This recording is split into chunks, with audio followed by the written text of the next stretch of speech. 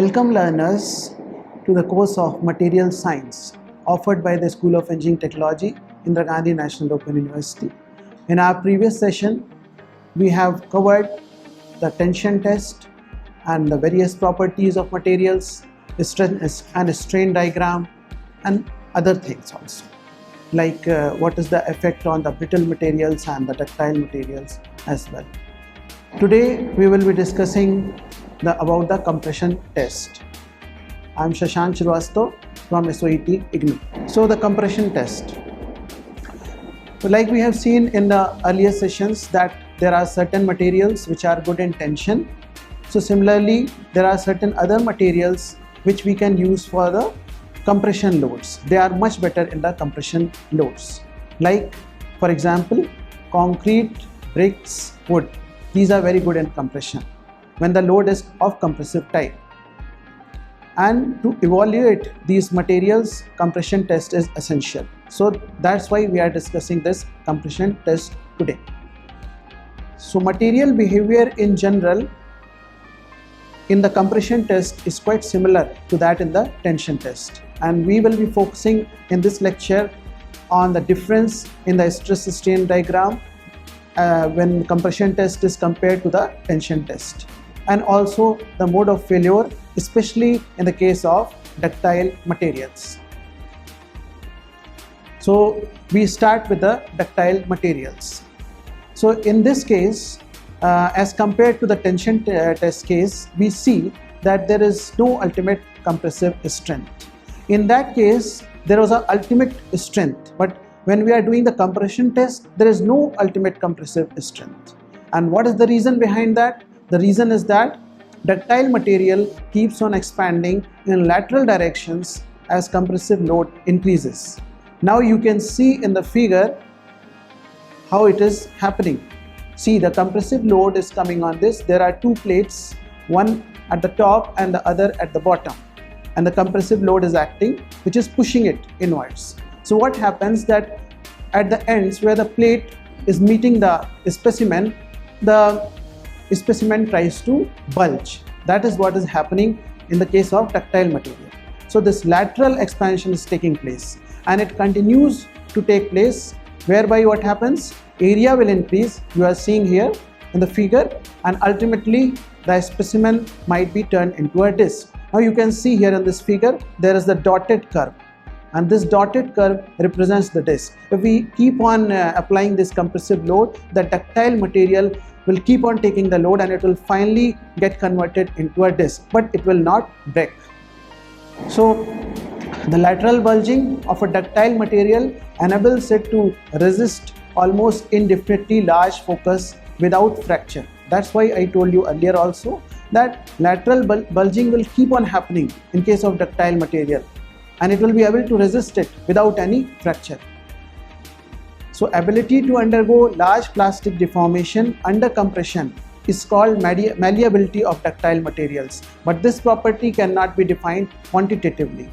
So we cannot define malleability quantitatively, but as such one qualitative definition is there, which says that malleability is something when a material can be turned into sheets. Like you may have seen somewhere in a steel plant or somewhere that there are sheets of certain kinds of steel. So that sheets can be made only when the material is malleable. So the modulus of elasticity and the modulus of resilience for ductile material can be evaluated in compression as in tension, but modulus of toughness cannot be defined. So it's a very important point here that modulus of elasticity and modulus of resilience both are defined in ductile materials and as well as in the compression test, but modulus of toughness cannot be defined. Why?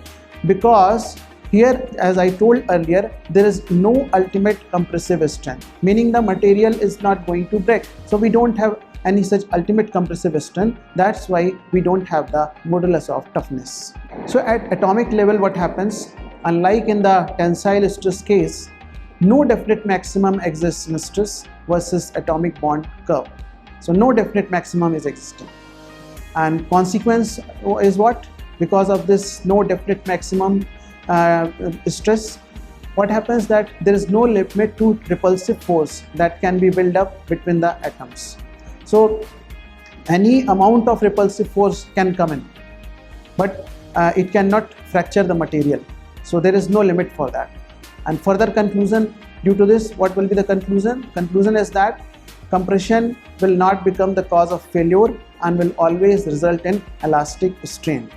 It is the shearing stress component which causes the slip of atomic planes and results in bulging of the specimen and plastic deformation. So we see here, it's very important that the compression will never result in the failure of the material. But what will result in the failure? The shearing stress. The shearing stress component will lead to failure because they will slip along the planes.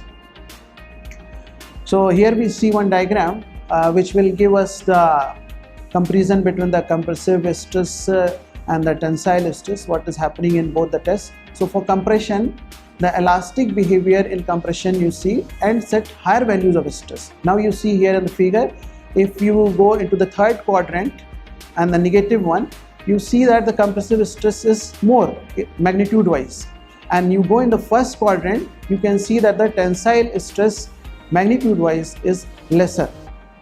So that is the case. Elastic stress strain relationship in tension and compression is shown here, and we have seen that in compression it is more as compared to tension. So here is the behavior of the material rubber. So for rubber, you can see for materials like rubber, in tension the coiled molecules are first uncoiled, they are uncoiled and then strained, whereby such materials show low stiffness followed by higher stiffness in tension. So you can see here this curve, you can see this one, the compression one. At the lower level there is slight decrease in the stiffness, and then it goes on increasing, and it is going on increasing further and further. So demonstration one will be here. In compression, further cooling in initial stage will happen, and then after this coiling, what will happen? Elastic compression of the molecules will take place, then slight stiffening effect will happen, which will be in the vicinity of the decrease of stiffness, and further the stiffness will increase. So after talking about the compression of the ductile materials, let's talk about the compression of the brittle materials. For most brittle materials, the elastic properties like the elastic limit, modulus of resilience, yield strength and modulus of elasticity are same in tension and compression. So for brittle materials, whether we do the tensile test or the compression test, it is said that all these properties like the elastic limit, modulus of resilience, yield strength, all are same. Now what is different then? There is one point to remember. The ultimate compressive strength of most brittle materials is different than the ultimate tensile strength. So for brittle materials, if you do the tension test and if you do the compression test, so you will find that the ultimate compressive strength in case of brittle materials will be more than the ultimate tensile strength. As for example, concrete ultimate compressive strength is about 10 times its ultimate tensile strength. So here a compression test specimen is shown, and how it fractures. It fractures due to shearing along a plane inclined to the axis as shown in the figure, and the orientation of the plane of shear is affected by the presence of normal compressive stresses. So you can see this compressive stress is acting normally to the cross section. This will affect the plane of shear. So the consequence, what will be the consequence of that? We will see that the final fracture will not occur along the plane of maximum shearing stress, which is inclined at an angle of 45 degrees with the axis. So it will not occur along the axis which is inclined at an angle of 45 degrees with the axis. Instead, it will occur at a plane which may be at an angle between 35 and 45 degrees with the axis, and this is happening only because of the normal compressive stress. Now further we will see that there is some lateral bulging which tends to occur in brittle materials also. Like in the case of ductile materials which we discussed earlier, lateral bulging may occur in brittle material also, but it is very less as compared to the ductile one. what happens is that friction between the platens, what is the platen? Platen is this top plate you can see, which is connected to the top and bottom of the specimen. The top one is the top platen, the bottom one bottom platen. So friction between the platens and the specimen ends greatly restrict the lateral deformation. So here at the ends where they are joining, this friction will restrict the lateral deformation. If it tries to deform, then it will restrict that. So this friction reduces for longer specimen. If my specimen is very long, then this friction will reduce. And one more thing can happen, that if it is too long, then there will be a tendency to buckle. Buckle meaning it can bend. A vertical column is there, suppose, and if the load is coming from the top through its axis, then it buckles or it bends. So that is what buckling is. To minimize the influences of friction and buckling, the length to diameter ratio of compression specimen has to be chosen very carefully. That's what earlier also we discussed, that due to the friction, this buckling effect and all those things are there, and lateral bulging may also happen. So in order to avoid all this, we will have to have appropriate length to diameter ratio. For determination of compression strength, actually this ratio is kept between 2 and 3. So if we want to determine the compression strength, it has to be between 2 and 3. But for determination of the elastic properties, the ratio of length to diameter may be chosen between 8 and 10. So whenever we want to determine certain elastic properties, then the length ratio, length to diameter ratio has to be between 8 and 10.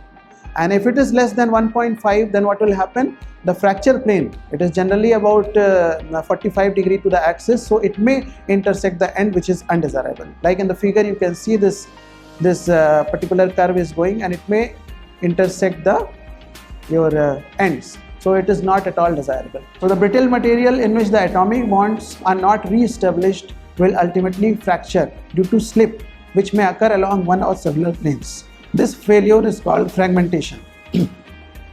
So this is called fragmentation. Now if it is slipping, it is occurring due to shear. This failure is occurring due to the shear.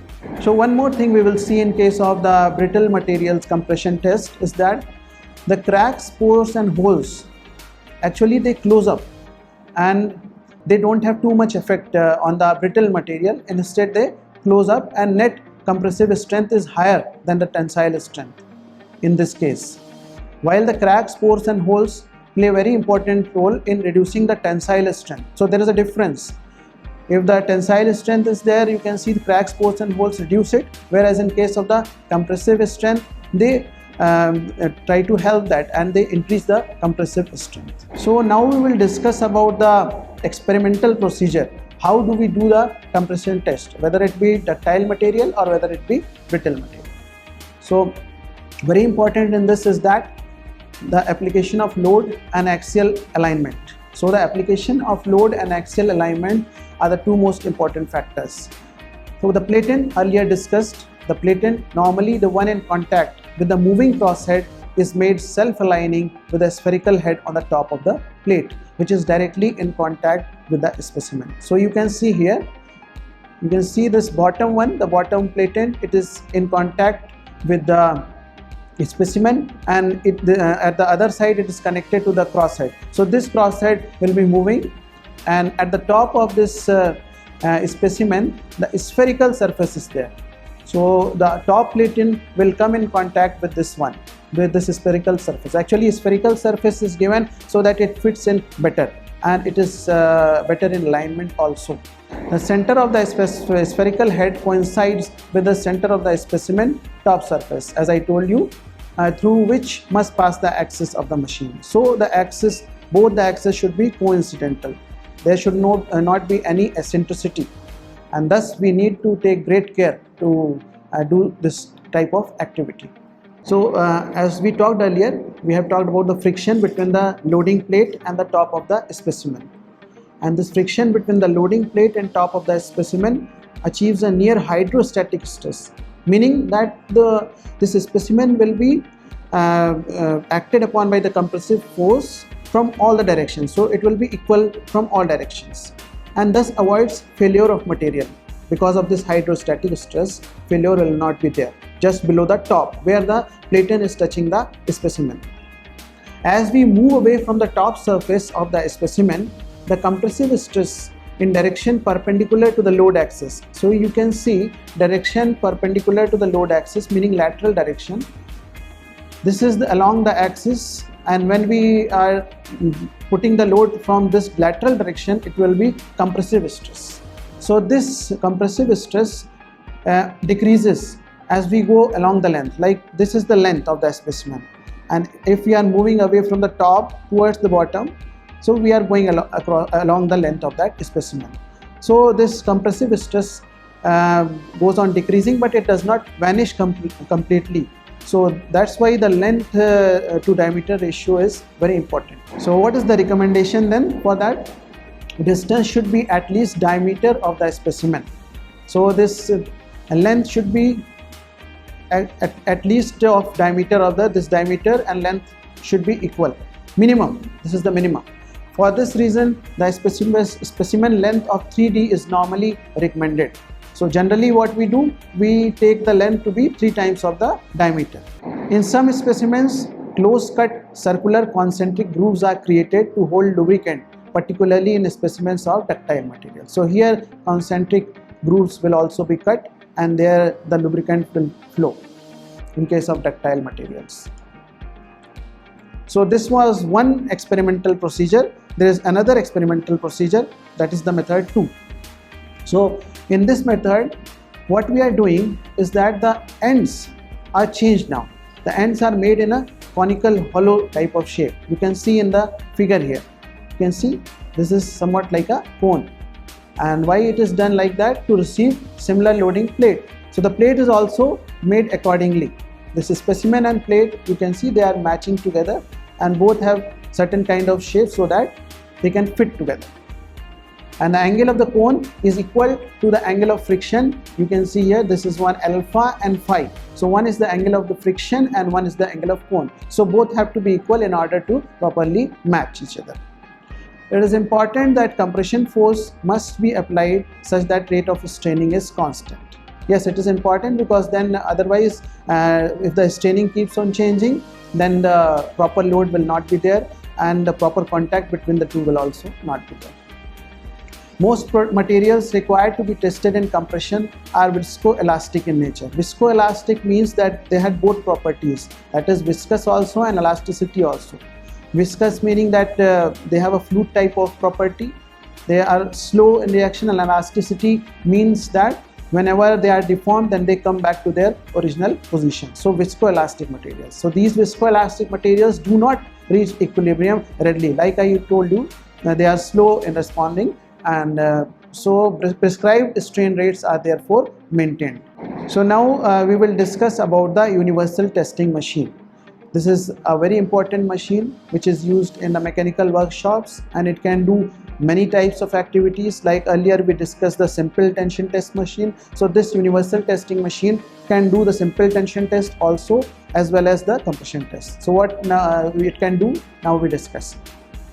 It can perform tests like the tension, compression, bending, transverse shear and hardness.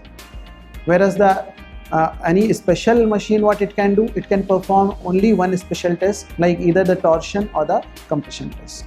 So the types of this universal testing machine, what are the types? So there are 2 types. One is driven by the electric motor screw type, the other one is the hydraulic one. So the first one, electric motor type, it varies in size and capacity over wide range, ranging from few newtons to a few tons, whereas this one, the hydraulic type, it usually has high capacity. The second point is that in case of the electrically driven one, it has limited speeds of movement of crossheads, so that the loads applied are within the definition of static. We have earlier discussed that it is a static tension test, so we have to look after this point, that everything should be as close as possible to static. In case of this hydraulic machine, same thing, limited speeds of movement of crossheads, so that loads applied are within the definition of static. Third point about these two machines, In case of the electric one, strain rates greater than 10 to the power minus 6 per second are usually not available. Similar is the case with the hydraulic machine also. But there are nowadays very sophisticated machines which are achieving strain rate up to the limit of say 10,000 or 100,000 per second. So now you can see the figure here also of the UTM machine which is running with the help of the electric motor. So UTM also applies axial load. Like earlier I have demonstrated to you what was axial load. Whenever the load is acting along the axis of a specimen, it is axial load. So here you can see in the figure, this is the specimen and the load will be acting along its axis. Depending upon the positioning of the specimen, the load can act as tension, compression, shear or bending. So you can see, as I told, if this axial load is pulling it out, then it is tension. If it is pushing it towards the bottom, then it is compression, and if it is acting transversely, then it is shear. And if the load is acting transversely and it is fixed at one end, then also bending can also occur. So these are the various kinds of loads that are acting on the specimen. Then the machine in general has two crossheads. I am showing you in the figure. This is the first crosshead, the top one, the bottom one is also there. So both of these are fixed crossheads. And there is a third crosshead which is positioned in between the two. You can see here this one. This is a third crosshead and this is movable. How it is movable? With the help of the screws. You can see these are the screws. When we change these positions, we can easily move this movable type of crosshead. So here, since it is named electric motor, you can see why we are saying like that it is electric motor driven UTM, because here you can see this electric motor is there. Then the gear and pinion are also there. These are moving the machine. So application of load is affected by the relative movement between the two crossheads. So you see here two crossheads, where accordingly the specimen will also move as they move up. Each machine has proper specimen holding and supporting devices to apply desired type of load upon the specimen. As discussed earlier, the load applied upon the specimen has to be balanced and measured, and as such each machine should have this device. So for this purpose, how we are arranging this load and how it is balanced, actually we discussed here. Fixed crossheads are supported over a compound lever system. So at the bottom you can see this is the compound lever system. On this the fixed crossheads are supported. And now you see at the end of this compound lever system, there is what? There is a balance weight, and it is operated with the help of lever. So you can see here this is the balance weight here, and this balance weight can be shifted to achieve balance of the lever. Suppose I am pulling it downward, then this will lift up, and accordingly here the movement will take place. So it is shifted to achieve balance of the lever and thus measure the applied force, and from this we can get the applied force, the force that is acting on the specimen. The balance weight is often replaced by a swinging pendulum also, whose rotation is transmitted to an indicator through gear train for direct indication of the load. So we can have this second mechanism also, and we can get the direct load also from it. So after discussing the electric motor type of UTM, universal testing machine, now we shall move to the other kind of UTM, that is the hydraulic UTM. So in a hydraulic universal testing machine, there is a slight difference as compared to the electric one. Here the rigid frame containing the upper and lower crosshead is attached to an accurately finished piston which exactly matches with the hydraulic cylinder. So since the mechanism is changed a little bit, you can see here in the figure there is the hydraulic system. So a kind of cylinder, hydraulic cylinder is there, and in the cylinder the piston moves. So this piston is connected to the lower and the upper crossheads. The middle crosshead is the one which is adjustable, but it remains stationary when the load is applied upon the specimen. So here in this case, this middle one will not be moving as such. It will remain stable, but yes, we can adjust this position by the help of the screws which are given here. So what happens, suppose I am placing this specimen here in this portion, then suppose the piston goes up, so these two will also be going up, and this particular specimen will be pulled up, so the tension will be acting in this case. And if a specimen is at the bottom, then the compression will be acting. So an electric motor rotates a hydraulic pump that forces the oil into the cylinder, whereby the rigid assembly of lower and upper crosshead is lifted up. So here you see electric motor is again there, but it is not directly driving the your crossheads. It is, what it is doing actually, it is just running a pump which is forcing the oil into the cylinder, and after this the crossheads will move with the help of this hydraulic force. The hydraulic pressure on the bottom of the hydraulic cylinder is transmitted to a hydraulic capsule which is connected to a Bourdon tube. So here this fluid is there, and this hydraulic pressure on the bottom of the cylinder will move the pointer on the Bourdon tube, so we can get how much force is acting with the help of this. And the middle crosshead can be moved up or down by separate positioning screws. It is just for the purpose of positioning, and it is not moving when the specimen is being tested. So here is the whole specimen given the figure, hydraulic ATM, which I showed you earlier also. So here is the upper crosshead, the lower crosshead, all the components of this machine are given here. This Bourdon gauge is there, you can identify and learn, and now the positioning, the piston is there, the cylinder, hydraulic cylinder is there. So you can just see the figure, and you can get what component is at which place and how it is working. Now we see that both types of machine, meaning the electrical gear driven machine and the other one which is hydraulically driven machine, both incorporate mechanical graphical devices to plot the load displacement curves. So this your stress strain curve can be got through these machines. Modern machines incorporate load cells for measuring the load and displacement gauges, whose electric signals, respectively proportional to load and displacement, can be plotted automatically on XY plotter when the test is proceeding. So this is a sophisticated kind of machine which are now being used in the current scenario. So these are sophisticated machines. So now we discuss what happens because of the strain rate. What will be the effect of the strain rate on the tensile properties of the material? So you can see from the figure also, static tensile tests are often performed at very low strain rate. It is about 0.001 per second, and variations permissible in conventional testing machines are generally so limited that they do not influence the static properties. This thing is very important actually, strain rate, because if the strain rate goes very high, then the type of load will change. It may change to impact load, like impact load is said to be above 10 per second. So it will be an impact load. Then what will be the benefit of this kind of load actually? It will not be useful, because we simple tension test or the compression test is a static type of test. So we try to keep the things static, and for that purpose what we do, we limit the strain rate. So it is given here, it is about 0.001 per second. So machines capable of varying strain rate by as much as 100,000 times have been developed. So this is also there, but for this tension test and compression test, we have to use machines which have very low strain rate.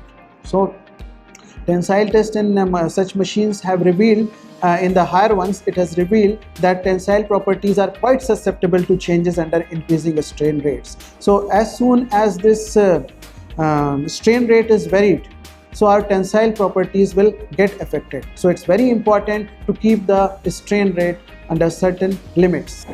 So what happens due to this actually if strain rate varies? You can see here in the curve that in general it is observed that yield strength and the ultimate tensile strength increase with increasing strain rates. So here in the curve you can also see, here you see that this strain is increasing very rapidly with respect to the stress. This is about 100 per second strain rate, and the lower ones you can see they are with lower strain rates. So these are the normal graphs where the strain and stress in the initial portion they are varying linearly. So that is the difference, it comes up when strain rate varies. Also, the percentage elongation seems to first increase with the strain rate, but then decrease or remains constant. So in the second figure, you can see here that the yield strength, it goes up very rapidly with increase in strain rate. Similarly, the ultimate tensile strength, it also goes up, but not as rapid as the yield strength. And the elongation, it goes up, but then it becomes constant after a certain time. So the load applied at a strain rate higher than 10 per second is classified as impact load, and under impact loads, ductility of a material has tendency to reduce. So as soon as the load becomes impact type of load, meaning it is acting within seconds, high load acting within seconds, so it is impact load. And what will happen due to that? The ductility of the material will reduce. Like you can see here also, ductility is going down. Here in the top figure you see, it is coming to the fracture point very quickly. So the ductility is reducing, the percentage elongation is reducing.